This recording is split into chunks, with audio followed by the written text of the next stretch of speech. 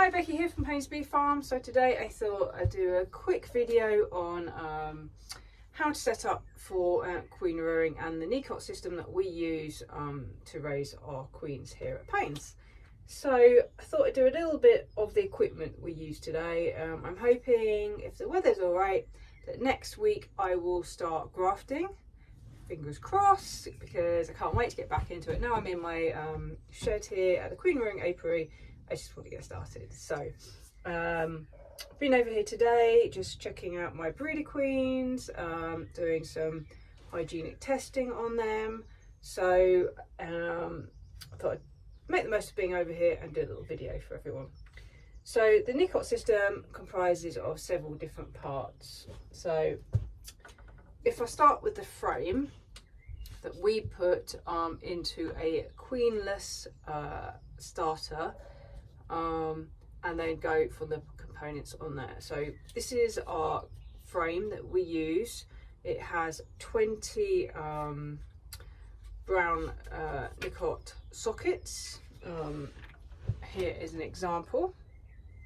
You can't see. So that's what it looks like. So we've just taken a DN1 frame that we use. We've put an extra piece of wood here, and then using some little pins I've pinned 20 brown sockets onto this frame. So that's the start. So the brown sockets, that might not be the official word, by the way, but I think they are called sockets, I'm not quite sure. So the next thing we use is a queen cell holder. It's beige, and that basically fits onto the socket like that. So it just snaps into place. So make sure if you're using these that you press right down so it can't fall off. So that's the queen cell holders. So the next thing we use is this tiny little cup. It's a queen cell cup, and that just snaps in, if you can see it on the camera like that. That snaps into the beige queen cell cup holders.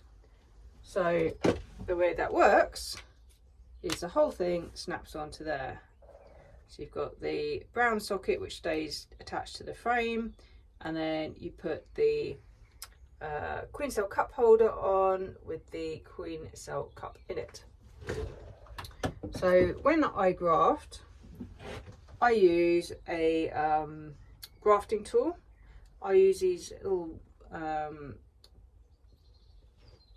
Chinese grafting tools, they're called, but you get different ends on them, so it's very hard to see with the camera.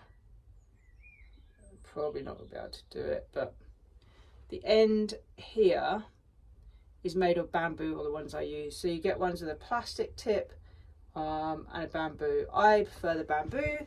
It's just my personal preference. I've used both and I find it easier.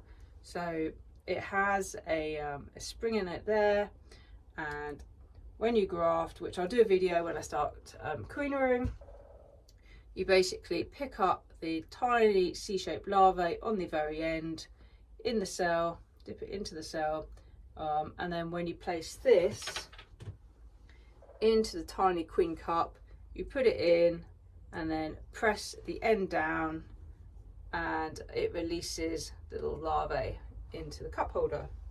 So when I've set myself up to graft, I have a whole row of these queen cell cups into the queen cell cup holders. I have them all on my workbench, or I attach them to my frame, and I have a whole row of them, and I can simply just graft into each one. So I then don't have to put the cell holder into the cup into the cell holder. It's all together like that, and I just literally, when I start, put them all on my frame, and then I'll just graft into them. The top ones are easier to do, but the bottom ones I tend to just do it on my workbench, and then I just place, snap them into place like that. So that's that bit.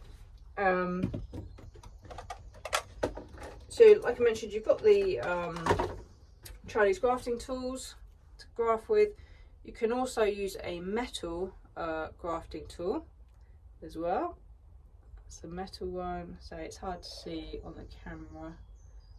And I've seen also people using a paintbrush. So you can use, I think it's a 00 or 000 paintbrush. I've never tried this method before.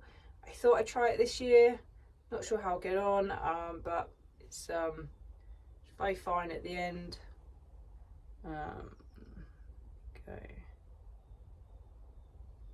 But yeah, so never done it. I'm going to give it a go and see what works the best for me. I'm used to the Chinese grafting tool. I like using those. I don't get on with the metal one, but I'm willing to try new things, so I'll try that out this year. So the next thing in the Nicot system is something called a hair roller. It looks like this, hence the name, hair roller. So when the grafts become queen cells and they're about 13 days old, so that's 13 days from when the egg was laid, because a queen will hatch out on day 16. So at day 13 I will go into the colonies, and I will put this over the queen cell cup holder like this. So the reason we do this is we leave ours in the hive, and we let them hatch out in the colonies here at the queen rearing apiary. We don't use an incubator. I've tried them before, and I found my success rate is much higher leaving them in the hives here. So last year we were using nucs, and they're queen right nucs, and had a queen exclude in between. She's in the bottom half, and in the top half I had one frame with the hair rollers on. So the queens will hatch out and they can't go anywhere because the hair roller's on. You do need to make sure the end is closed.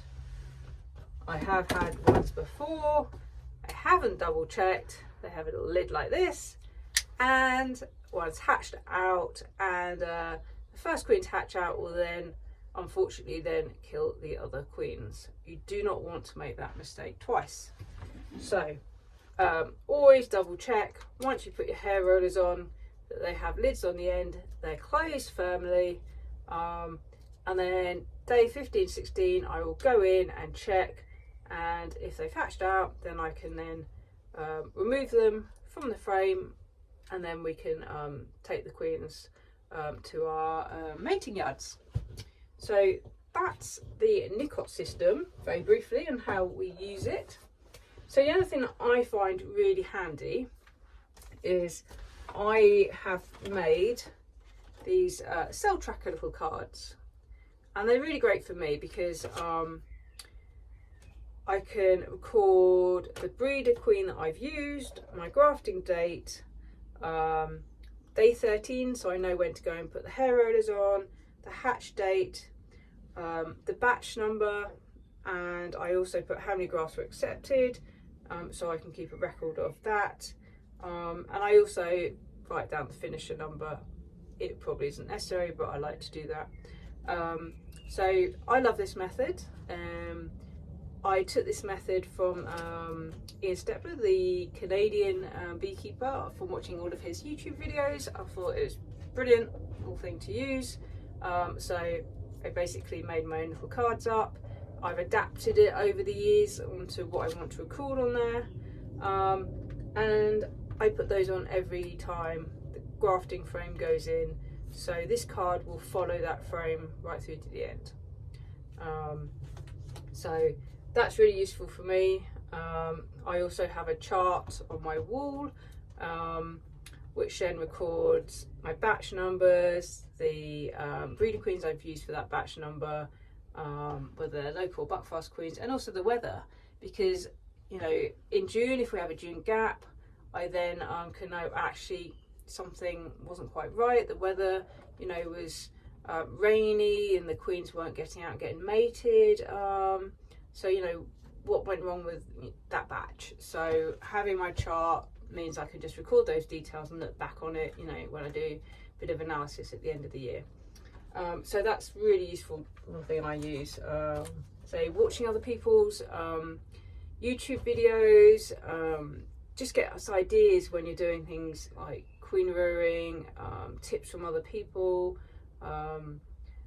learning how to do it is a really handy tool. You know, the internet's brilliant for that. So yeah, that's a Nicot system. Fingers crossed next week I can start queen rearing and the weather will improve. Really hope so. We've had so much rain here at the moment. The ground's actually waterlogged everywhere. So we really need some good weather. So yeah, really hoping next week we can start, and then we can start making splits. The hives out there are getting really good. The nucs are perfect sizes for making splits. Just need the weather. I can see today, going through the nucs just now, there's drones out. So season started. Just want to get on it now. So thank you very much for watching, and keep an eye out on our videos, subscribe, and in the following weeks hopefully I'll do some more queen rearing videos for everyone. Thank you very much, have a great day.